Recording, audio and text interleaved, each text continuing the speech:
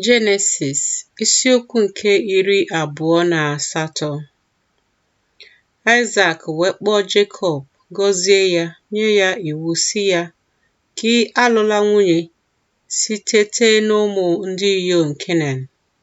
Bilie, jee Padan Aram, rue ụlọ Betuel, bụ nna nne gị. Si n'ebe ahụ lụtara onwe gị nwunye sitere n'ụmụ ndị inyom Leban, bụ nwanne nwoke nne gị. Ka Chineke nke pụrụ ime ihe niile gọzie gị, mee ka ị mụọ ọmụmụ, ya mekwa ka ị baa ụba, ka ị wee ghọọ mkpokọta nke ndị dị iche iche. Ya nyekwa gị ngọzi Abraham, gị na mkpụrụ gị tinyere gị, ka ị wee nweta ala nke ọnọdụ ọbịa gị niile, nke Chineke nyere Abraham.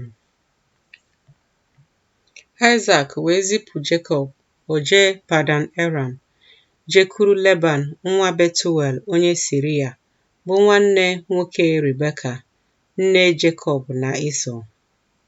Ịsọ wee hụ na Aịzak gọziri Jekọb, zipụkwa ya ije Padan Aram, isi n'ebe ahụ lụtara onwe ya nwunye. Ọ hụkwa na mgbe ọ na-agọzi ya, na o nyere ya iwu sị, gị alụla nwunye sitere n'ụmụ ndị inyom Kenan. Ọ hụkwa na Jekọb gere nna ya, gekwa nne ya ntị, wee jee Padan Aram. Ịsọ wee hụ na ụmụ ndị inyom Kenan jọrọ njọ n'anya Aịzak nna ya. Ịsọ wee jekwuru Ishmel, lụtara onwe ya Mahalat na nwunye, bụ nwa nwanyị Ishmel nwa Abraham, bụ nwanne nwanyị Nebaiot, tinyere ndị inyom o nwere. Jekọb wee pụọ na Bịasheba na-eje Haran.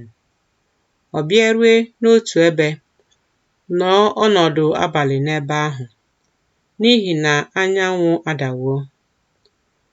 O were otu n'ime nkume nke ebe ahụ dọba n'okpuru isi ya, wee dina n'ebe ahụ. Ọ rọọ nrọ, ma lee, ubube nke guzoro n'ala, ma elu ya na-emetụ ebe eluigwe dị. Ma lee, ndị mmụọ ozi Chineke na-arịgo na-arịda na ya. Ma lee, Jehova na-eguzo n'elu ya sị, mụ onwe m bụ Jehova, Chineke nke Abraham nna gị, na Chineke nke Aịzak. Ala nke gị onwe gị na-edina n'elu ya, gị ka m ga-enye ya, nyekwa mkpụrụ gị. Mkpụrụ gị ga-adịkwa ka aja ala.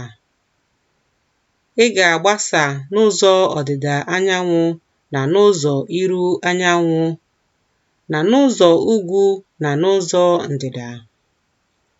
A ga-agọzikwa agbụrụ niile nke elu ụwa n'ime gị na n'ime mkpụrụ gị.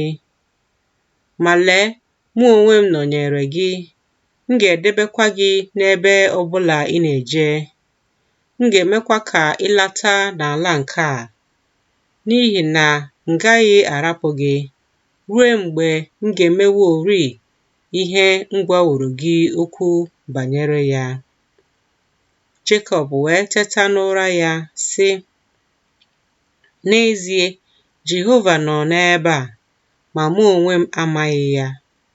Ọ tụọ egwu sị, lee, otu ebe a dị egwu nke ukwuu.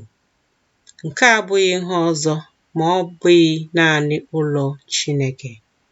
Nke a bụkwa ọnụ ụzọ ámá eluigwe.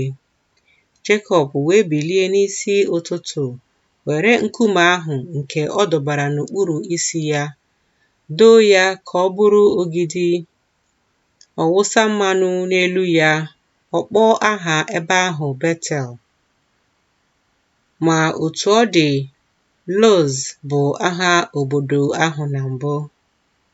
Jekọb wee kwe nkwa sị, ọ bụrụ na Chineke ga-anọnyere m, debe m n'ụzọ a nke mụ onwe m na-eje, nye m nri ka m wee rie, na uwe ka m wee yie, m wee lata n'ụlọ nna m n'udo, Jehova ga-abụkwara m Chineke. Nkume a nke m doworo ka ọ bụrụ ogidi ga-abụkwa ụlọ Chineke. Ihe niile ị ga-enye m, aghaghịkwa m inye gị otu ụzọ n'ụzọ iri.